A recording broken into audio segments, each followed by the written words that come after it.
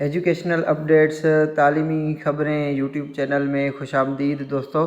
इस YouTube channel के ज़रिए हम गवर्नमेंट के नोटिफिकेशंस आप तक पहुंचाते हैं और ख़ास तौर पर सिंध से तालीमी ख़बरें आप तक पहुंचाते हैं। प्यारे दोस्तों, आज जो न्यूज़ है हमारे पास वो ये है कि सिंध गवर्नमेंट ने काश्तकारों को 5,000 रुपये जो है वो उनके अकाउंट में भेज दिए हैं। वो अपने अकाउंट में जाकर बेनज़ीर इनकम सपोर्ट प्रोग्राम में जिस तरह से औरतें पैसे लेती हैं फिंगर प्रिंट देकर, वो उस तरह से कल से जाकर पैसे ले सकते हैं।